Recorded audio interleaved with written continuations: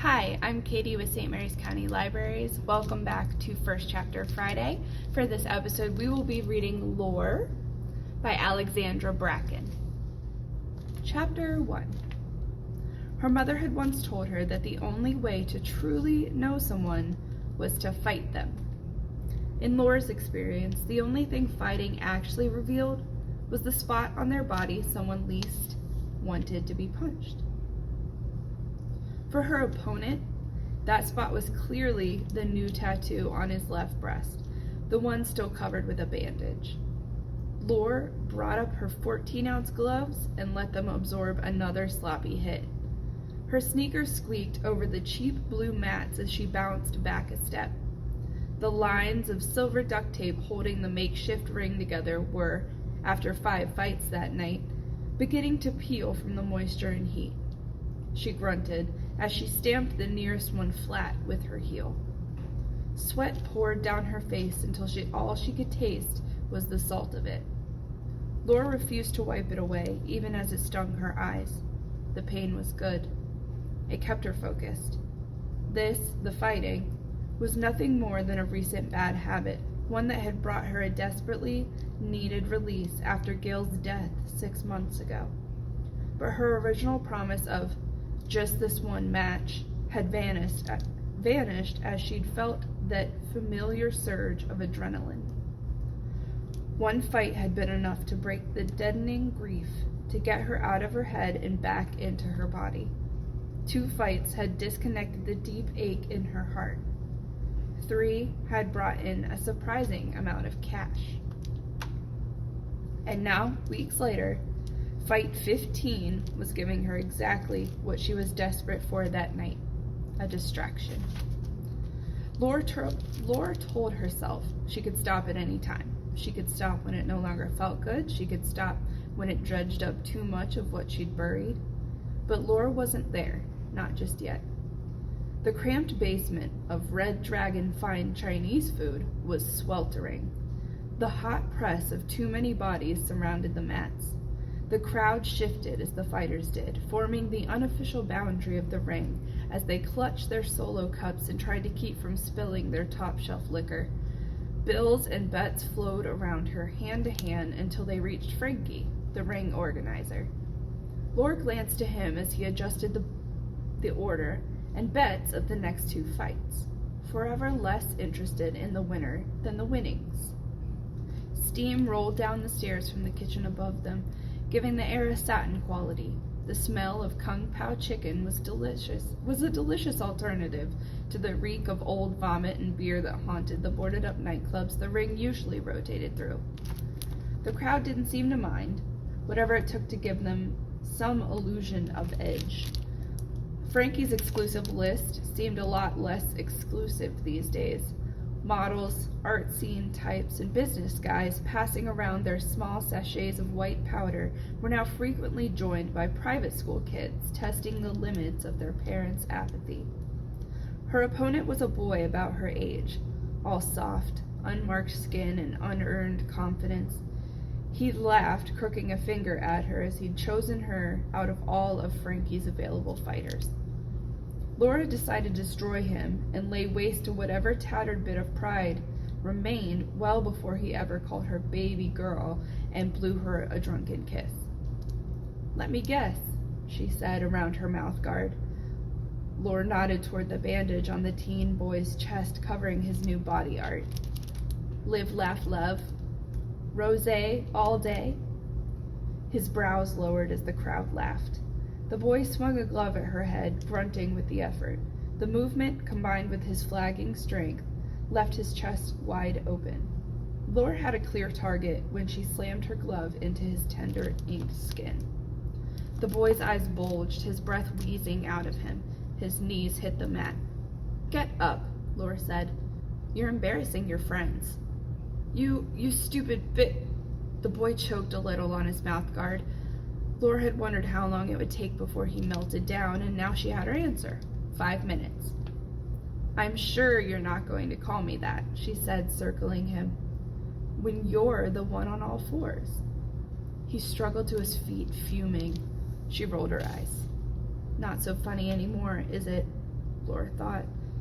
Gil would have told her to walk away from the stupid kid. He had always been quick to remind Laura, in that non-judgmental, grandfatherly way of his, that she didn't have to jump into every fight that presented itself. The truth was, the man would have hated this, and Laura suffered the guilt of that too, of disappointing him. But Laura had tried other ways. None of them helped her move through the crushing tide of loss like a good fight did. And now it wasn't just Gil's death she needed to escape. There was a new dread clawing beneath her skin. It was August, and the hunt had come back to her city.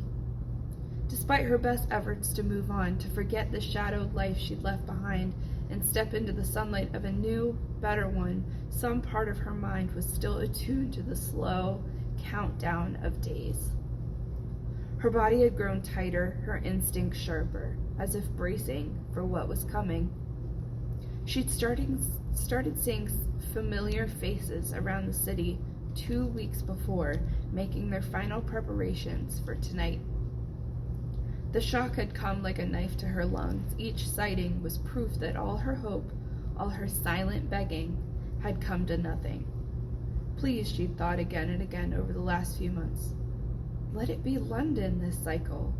Let it be Tokyo.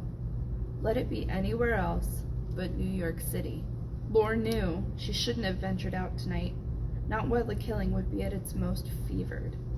If a single hunter recognized her, the bloodlines wouldn't just be hunting gods. They'd be out for her skin, too. From the corner of her eye, Laura saw Frankie check his ridiculous pocket watch and give the wrap it up signal. Places to go, money to rub all over his face, she supposed.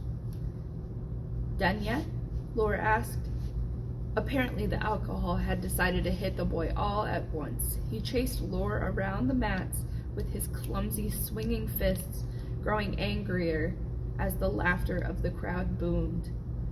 As she turned to avoid a blow, her necklace swung out from where she had tucked it beneath her shirt. The charm on it, a gold feather, caught the dim light and flashed. Her opponent's glove struck it.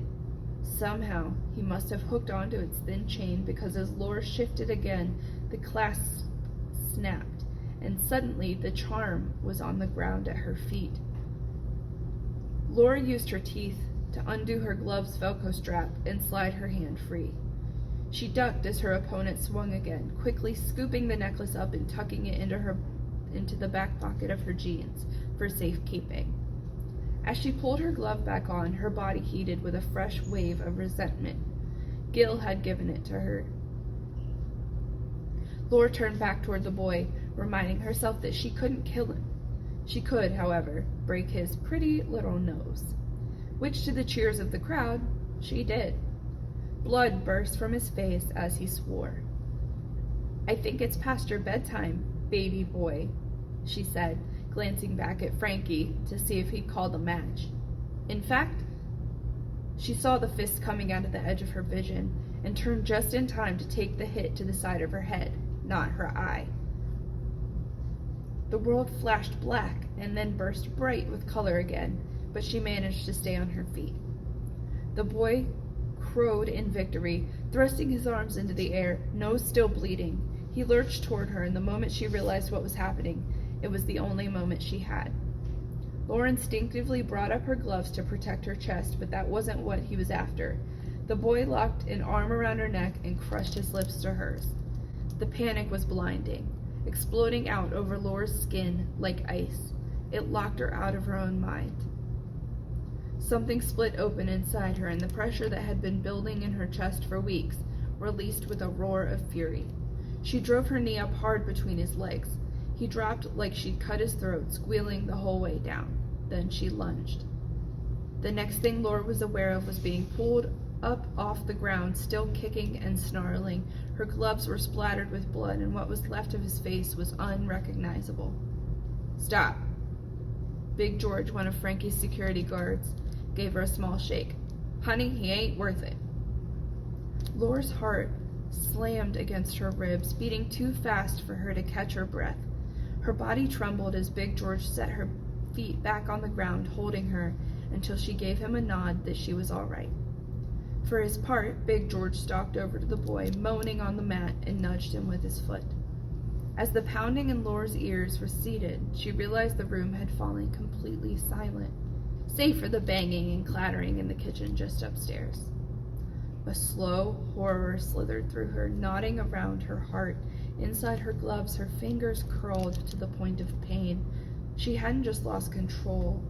She'd slipped back into a part of herself she thought she'd killed years ago. This isn't me, she thought, wiping the sweat from her upper lip. Not anymore. There was more to life than this. Desperate to salvage her night's pay, Laura ignored the bile and the singular sharp hatred that she had for the whimpering piece of filth on the ground and put a sheepish smile on her face.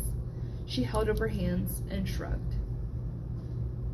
The spectators rewarded her with cheers, thrusting their cups up in the air.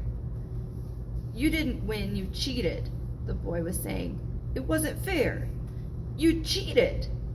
This was the thing with boys like him. What he was feeling just then, that rage, wasn't the world falling in on him. It was an illusion shattering, the one that told him he deserved everything and that it was owed to him simply because he existed. Laura tugged her gloves off and leaned over the boy. The crowd hushed, their faces as eager as hungry crows. "Maybe your next one should be, 'Can't win for losing,'" she said sweetly as she pressed hard against his bandage, this time with her bare hand. The bell rang over the sound of his outraged cry, ending the match. Big George dragged him back toward his huddle of friends. Laura started back toward Frankie. It had been a mistake to come here tonight. Even now, she couldn't tell if her body wanted her to break into a run or scream. She'd made it to the edge of the ring when he called out, "Next match, Golden versus Challenger Gemini." Laura gave him an annoyed look, which he turned with his unusual unbothered smile. He flashed her 5 fingers. She shook her head and added 3 more.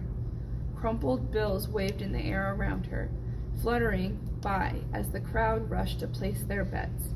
She needed to go home. She knew that, but Laura held up all 10 fingers.